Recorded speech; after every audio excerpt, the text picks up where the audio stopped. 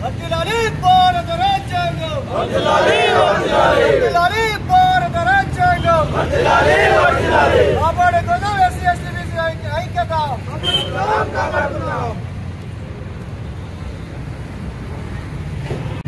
కరీంనగర్ జిల్లా కమిటీ ఆధ్వర్యంలో ఈరోజు జిల్లా కలెక్టర్ కార్యాలయం ముందు మరి ధర్నా కార్యక్రమాన్ని నిర్వహించడం జరిగింది జిల్లా కమిటీ.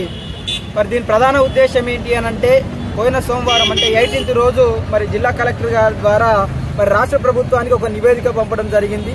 అందులో ప్రధానంగా ధర్మ సమాజ్ పార్టీ రాష్ట్ర అధినేత గౌరవశ్రీ డాక్టర్ విశారద మహారాజ్ గారు ఈ తెలంగాణ రాష్ట్ర ప్రభుత్వం ముందు పెట్టినటువంటి ఒక 5 డిమాండ్లను మరి ఆ యొక్క నివేదిక ద్వారా మరి రాష్ట్ర ప్రభుత్వానికి పంపడం జరిగింది. అందులో ప్రధానంగా విద్య, వైద్యము, ఉపాధి, భూమి, ఇల్లు అనేటువంటి 5 డిమాండ్లతో కూడినటువంటి నివేదికను మరి జిల్లా కలెక్టర్ గారికి 18th రోజు ఇవ్వడం జరిగింది. అదేవిధంగా మరి కరీంనగర్ జిల్లాలో ఉన్నటువంటి 16 మండలాలలో కూడా 20, 21 తేదీలలో మరి అన్ని మండలాల ఎంఆర్ఓలకు కూడా ఇవ్వడం జరిగింది. మరి ఎందుకు అనంటే, ఈ తెలంగాణ రాష్ట్రంలో 90% ఉన్నటువంటి మా బీసీ, ఎస్సీ, ఎస్టీ అణగారిన కులాలు ఏవైతే ఉన్నాయో, అగ్ర కులాలలో ఉన్నటువంటి పేదలతో సహా మరి 195 మంది ఉన్నటువంటి ఈ పేదలకి ఈ రాష్ట్రంలో ఇప్పటి వరకు కూడా మరి ఉచిత విద్య, వైద్యము, ఉపాధి, భూమి, ఇల్లు అనేటువంటి 5 అంశాలు ఏవైతే ఉన్నాయో మరి ఇవి అందకుండా ఉండి ఇవి ఒక పేదవాడికి అందని ద్రాక్షగా మిగిలిపోతా ఉన్నాయి. మరి అగ్ర కులాలు ఎవరైతే ఉన్నారో ధనవంతులు, భూస్వాములు, వాళ్ళే మరింత పెట్టుబడిదారు వ్యవస్థగా మారిపోయి ఈ 5 అంశాలని వాళ్ళ చేతిలో గుప్పిట్లో పెట్టుకొని పేదలను ఈ 5 అంశాలలో తొక్కి పడేస్తూ ఉన్నారు. మరి ప్రధానంగా విద్య అనేది ఈ రోజు ఒక పేదవాడికి అందని ద్రాక్షగా మిగిలిపోయి ప్రభుత్వ స్కూల్లో పోయినట్లయితే మరి ఆ గ్రామాలలో ఉన్నటువంటి ప్రభుత్వ పాఠశాలలో విద్యా వ్యవస్థను ఒకసారి గమనించినట్లయితే అక్కడ పౌష్టిక ఆహారం లేదు, అక్కడ సరిగా స్ట్రెంత్ లేదు, సరిగా వసతి సౌకర్యాలు లేవు, టాయిలెట్స్ లేవు. అక్కడ ఉన్నటువంటి మరి విద్యా వ్యవస్థ చాలా దౌర్భాగ్యమైనటువంటి పరిస్థితిలోకి మారిపోయి ఈ రోజు ఒక పేద కుటుంబంలో పుట్టినటువంటి వ్యక్తి మరి ఒక తండ్రి తన పిల్లగాన్ని గ్రామంలో ఉన్నటువంటి ప్రభుత్వ స్కూల్లో పంపిస్తే మరి స్కూల్లో ఉన్నటువంటి ఒక మంచి విద్య అందించలేమని భ్రమపడి ఈ రోజు తనకు ఉన్నటువంటి ఆస్తులను అమ్ముకొని ఒక ప్రైవేట్ స్కూల్లో పంపించేటువంటి పరిస్థితి తీసుకొచ్చింది ఈ ప్రభుత్వాలు కాదా? మరి పాలకులే కదా అలాంటి పరిస్థితి తీసుకొచ్చింది. ఈ రోజు మండలాలలో ఉన్నటువంటి వైద్య వ్యవస్థ గమనించినట్లయితే మండలాలలో ఉన్నటువంటి హాస్పిటళ్లలో సౌకర్యాలు సరిగా లేక మరి ఒక పేద కుటుంబాలలో పుట్టినటువంటి వాళ్ళంతా కూడా మరి ప్రైవేట్ హాస్పిటల్లో పంపిస్తేనే, ప్రైవేట్ హాస్పిటల్ తీసుకెళ్తేనే వాళ్ళ యొక్క ఆరోగ్యం క్షేమంగా ఉంటుంది అన్నటువంటి ఒక స్థాయికి తీసుకెళ్ళింది మరి ఈ పాలక వర్గాలు కాదా?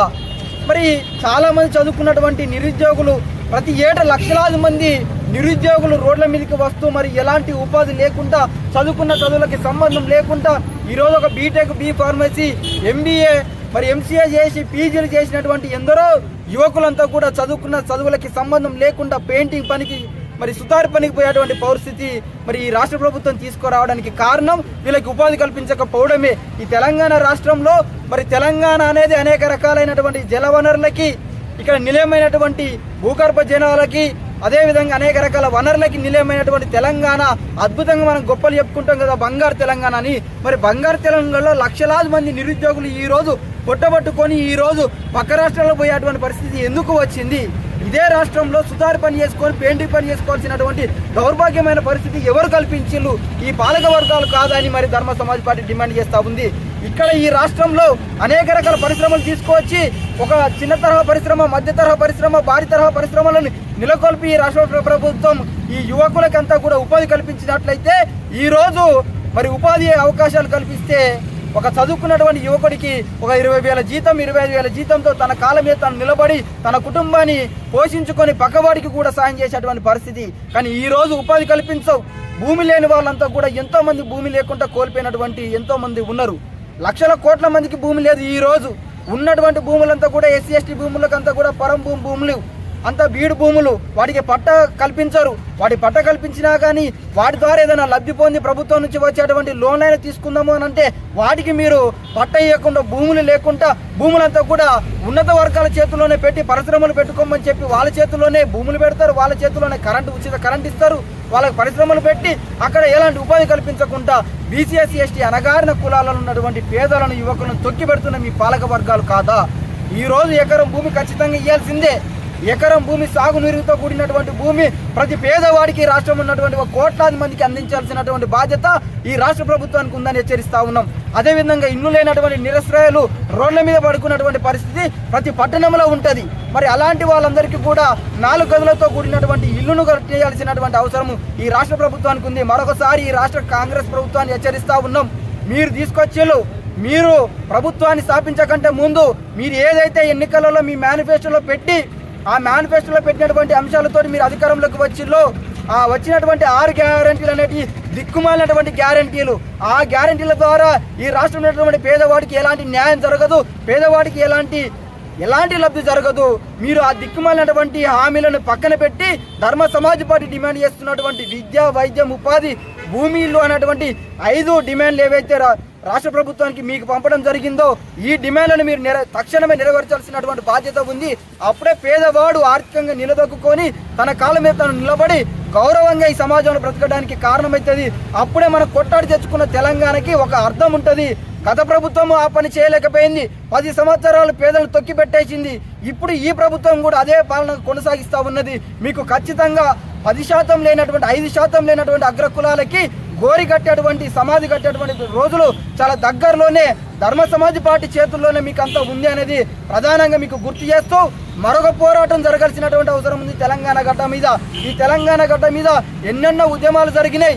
ఏ ఉద్యమంలో మనం పనిచేసినా కానీ మన బీసీఎస్సీ ఎస్టీలమంతా కూడా మన శ్రమ, మన యొక్క జ్ఞానము, మన యొక్క యవ్వనం అంతా కూడా అగ్రకులాలను సింహాసనం మీద కూర్చుండబెట్టిందే తప్ప అనగారిన కులాలని అధికారంలో తీసుకురావడానికి ఉపయోగపడలేదు.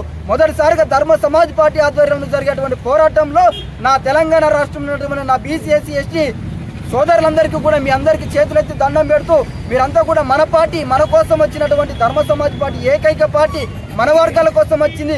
మనకు ఒక గొప్ప నాయకుడు ఉన్నాడు. నాయకుడి యొక్క ప్రయాణాన్ని మీరు చూస్తున్నారు. 10 ఏళ్ళుగా పనిచేస్తా ఉన్నాం తెలంగాణ గడ్డ మీద. ఎంతో స్వరాజ్య పాదయాత్ర 10,000 కిలోమీటర్ పాదయాత్ర చేయడం జరిగింది, సైకిల్ యాత్ర చేయడం జరిగింది. 5,000 కిలోమీటర్ పాదయాత్ర చేసి మన కులాలను చైతన్యం చేస్తూ ఉన్నా కూడా మనం నిమ్మకు నీరెత్తినట్టుగా మనం ఉంటూ మన అనేక రకాల హక్కులను కోల్పోతూ ఉన్నాం. ఈ చాలా దారుణమైనటువంటి పరిస్థితి. మేధావులారా, విద్యావంతులారా, అంబేద్కర్ వాదులారా, ఇకనైనా కళ్ళు తెరవండి. మన ధర్మ సమాజ్ పార్టీ మనకు ఉంది. మన వేదికలో మనం పనిచేద్దాం. సగర్వంగా మన నీలి జెండాను మనము గుండెలు కత్తుకొని మనము మన జెండాను ఈ తెలంగాణ గడ్డ మీద పాతాల్సినటువంటి అవసరం మనకు ఉందని మరొకసారి గుర్తు చేస్తూ తెలంగాణ గడ్డ మీద అణగారిన వర్గాల కోసం, అణగారిన వర్గాల రాజ్యం కోసం మరొక పోరాటం ఖచ్చితంగా తథ్యము. దీన్ని మీరు గుర్తెరగాలి. అప్పుడు మాత్రం మన రాజ్యం వస్తుందని గుర్తు చేస్తూ రాబోయే రోజులలో రిలే, అదేవిధంగా ఆమరణ నిరాహార దీక్ష చేయడానికైనా మా వర్గాల ప్రజల కోసం మరి ఎంతటి పోరాటానికైనా సిద్ధమని మరొకసారి రాష్ట్ర ప్రభుత్వాన్ని హెచ్చరిస్తూ మరి మీడియా మిత్రులందరికీ పేరు